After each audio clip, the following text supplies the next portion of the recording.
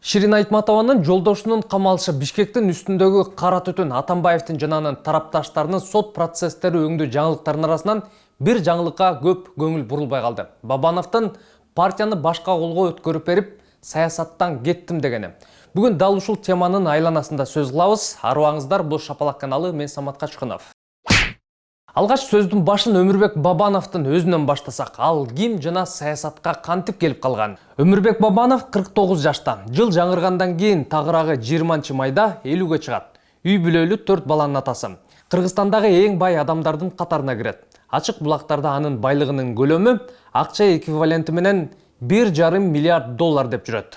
Анын бизнеси Кыргызстанда эле эмес, чет өлкөлөрдө да бар экени айтылып келет. Объем инвестиций в строительство цементного завода почти 370 миллионов долларов. Для Пензенской области это самый крупный бизнес-проект за последнее время. Бул Орусиядагы цемент заводу Өмүрбек Бабановго таандык экени илгертен бери эле айтылып келет.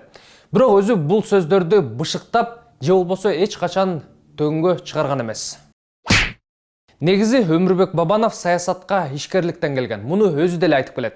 2005 жылга чейин Казакстандагы жана Кыргызстандагы бир катар компанияларда жетекчилик кылган. 2005 жылкы окуялардан кийин Өмүрбек Бабанов акырындык менен саясатка аралаша баштаган. Кара-Бура районунан жогорку кеңешке депутат болуп шайланып. Арадан 2 жыл өткөндөн кийин Бакиев ал чакырылышты таркатып, кайрадан шайлоо дайындайт. Ал шайлоодо президенттин Ак жол партиясы жеңишке жеткени белгилүү. То есть белая дорога, белая, а тут они немножко, я понимаю, организаторы торопились, Даже президент признал, партию строили на скаку. В 10 утра в Бишкекской филармонии собралась общественность, в зал внезапно появился президент Бакиев, спустя полчаса его единогласно избрали лидером партии. Воздержавшийся нет. Акчо. Бул учурда Өмүрбек Бабанов оппозициячыл деген КСДП партиясынын штабын жетектеп, тизмеде биринчи болуп келген. Бирок Боршайком анын казак жарандыгы бар экен деп тизмеден алып салган. Ошентип Бабанов кайра бизнеске кетүүгө аргасыз болот. 2 жылдан кийин Мунай Мырза Инвест компаниясын жетектеген. 2009 жылы президент Курманбек Бакиевдин жарлыгы менен вице-премьерлик кызматка дайындалат. Бирок бул кызматта көпкө кармалган эмес. 1 жылга жетип жетпей өкмөттө иштеп, кайрадан ишкерликке кетип калган. Андан 1 жыл өткөндөн кийин эле 7 апрель окуялары болуп, Өмүрбек Бабанов кайрадан саясатка кирет. Новые люди, новые решения. Социал-демократтардын катарынан кетип, өзү Республика деген партия түзүп, шайлоодо 4-орунду камсыздап, парламентке депутат болуп келет. Ошол эле жылы вице-премьерлик кызматты аркалап, 1 жылдан кийин премьер-министр болгон.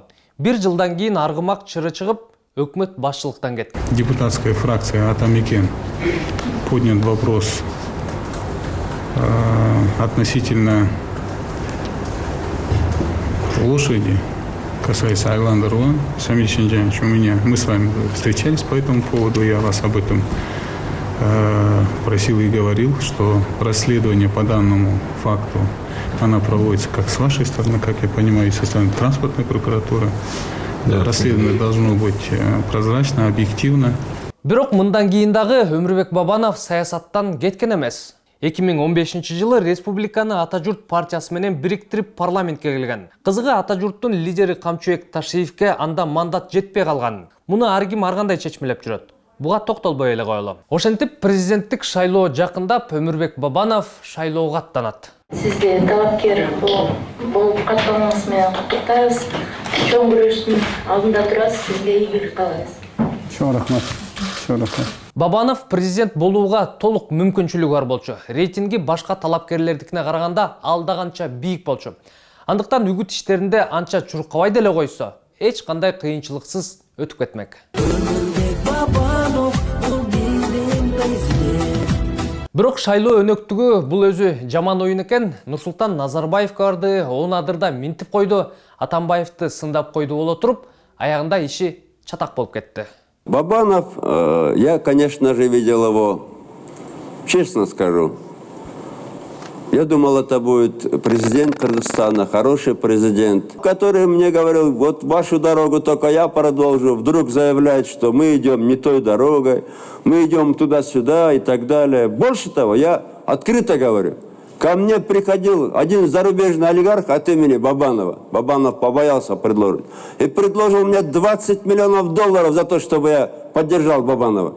Я сказал: эй, дорогой, есть вещи, которые не продаются. Атамбаев бул сөздөрүндө көп нерселерди айткан. Бирок азыр анын көрсөтүүнүн кажети деле жок.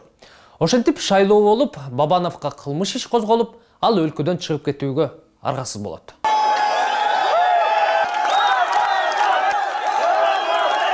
Арадан 1 жылдан ашык убакыт өткөндөн кийин өлкөгө кайтып келген. Атамбаев камакка алынгандан кийин бийликтин макулдугусуз келе албайт эле, сүйлөшкөн экен да деп дароо көптөр айтып чыгышкан. Анткени УКМК ал кайтып келери менен мыйзам алдында жоопко тартылат деп билдирүү жасаган болчу. Ошол боюнча көрүнбөй жүрүп, кийин сурактарга чакырыла баштады. Азыркы чакырган болсо бул АКБ Кыргызстан банк боюнча баягы акциялар боюнча чакырды. Мен гана ошону айта алам.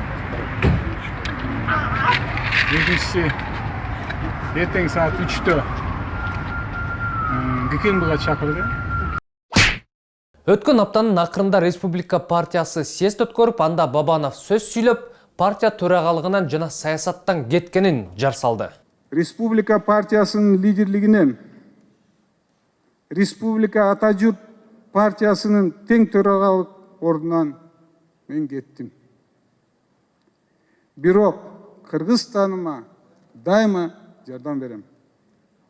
Мен саясий долбоорумду жыйынтыктадым.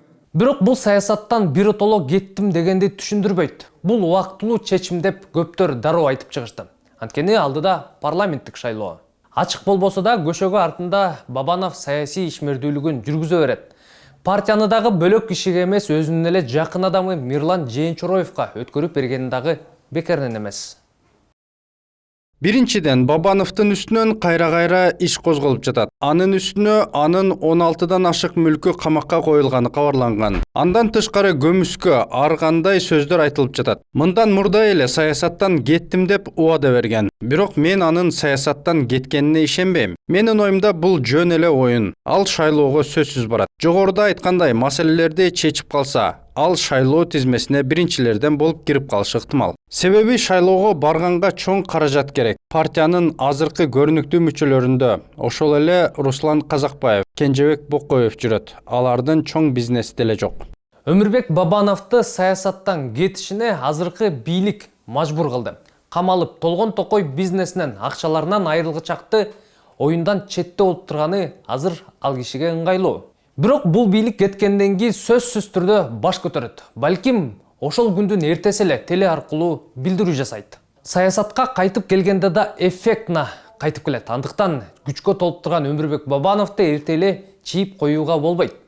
Сиздин оюңуз кандай? Комментарийге ой бөлүшүңүз. Каналга катталууну да унутпаңыз. Эмки көрүшкөнчө аман туруңуздар.